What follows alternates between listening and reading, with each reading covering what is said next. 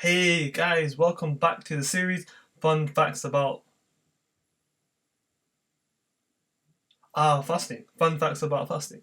And today's episode 7, and we're going to be doing a bit of a summary as to what we talked about in the first week, but also a bit of a overview as to what is going to be in store for this week in terms of the episodes for this series. So without further ado, let's get into it. So you probably guessed or noticed the theme in the first week of this series because it was looking at fasting and certain physical conditions that we are unfortunately accustomed to because we've seen it on the news unfortunately so often. We've seen how much it's plagued certain health services around the world. We know they are accompanied with the top mortalities unfortunately in terms of these conditions. But if you haven't watched those, I urge you to do so. They'll be in the description box as links as well. They'll be on my YouTube channel's playlist series on fun facts about fasting. So do check them out if you are interested. But because you're here right now, I'll just give you a little bit of a overview as to what those episodes were. So episode 1 was looking at how does fasting go beyond just food. So looking at can we look at fasting beyond just not just stopping our eating or our drinking. It's about stopping maybe actions or habits or luxuries or indulgences that we have and trying to limit them, not just to fast our physical self, but also to fast our mind. Episode 2 was looking at cancer. How does fasting help to boost the ability of our body to get rid of cancer causing environments, to stop certain proteins that facilitate or progress cancer, and turning on levels or increasing levels of certain parts of our body that can help to get rid of forms of cancer. So increasing our antioxidant capabilities. We also looked then with cardiovascular disease and how does fasting help to lower blood pressure, improve insulin sensitivity, and reduce that notion of increasing the workload on the heart. We then looked at the inflammation side of fasting. How does fasting help to increase our anti-inflammatory capabilities, reducing that oxidative stress that we know is very accustomed with inflammation by boosting our antioxidant capabilities, especially those enzymes that are related to antioxidants in our body. We then looked at fasting and diabetes, and more importantly, how does fasting help to prevent somebody developing the actual condition of type 2 diabetes by regulating their insulin sensitivity, reducing the amount of insulin secretions that are happening by giving the pancreas a rest.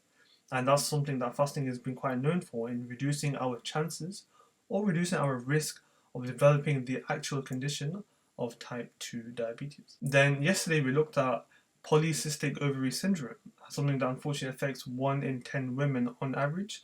And how does the whole notion of elevated insulin in that condition, how can that be met or reduced by utilizing bouts of fasting in the early stages of that condition? Because as I mentioned in that video, later stages is where fasting can potentially be at a detriment.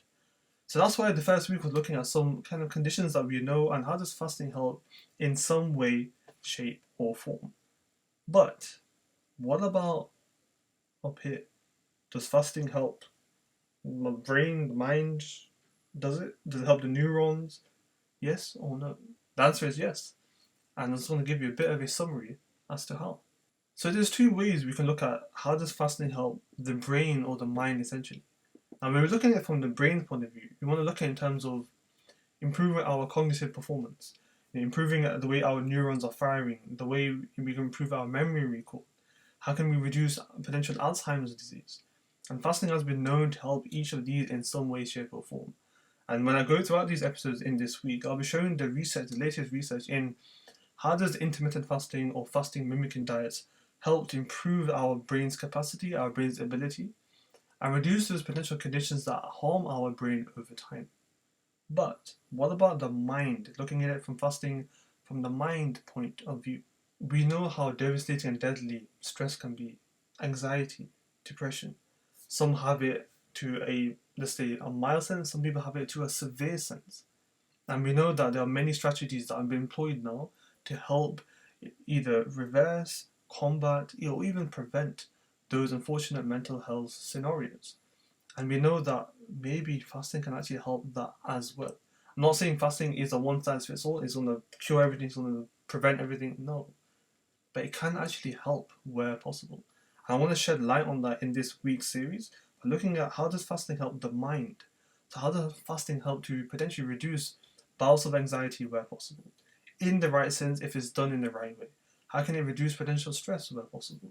How can it reduce the notion of being depressed sometimes, not always? Because we know how serious the causes of these things are. It's not something to take lightly. And I'm not saying that, right, fasting can solve depression, anxiety, or stress. No. And sometimes even medicines can't because those scenarios are so severe. I'm here to shed light on what fasting can do where possible. So hopefully you guys are enjoying the series so far with what we mentioned about conditions, and I hope you want to stay and watch this week's episodes where we're looking at the brain, looking at the mind, and how does fasting help these two. So if you've got any questions about this series so far, you got questions about those episodes that I'm gonna go through, do let me know in the comment section below. If you want to follow the 30-second reels because you might not want to watch the 5-minute videos, that's fine.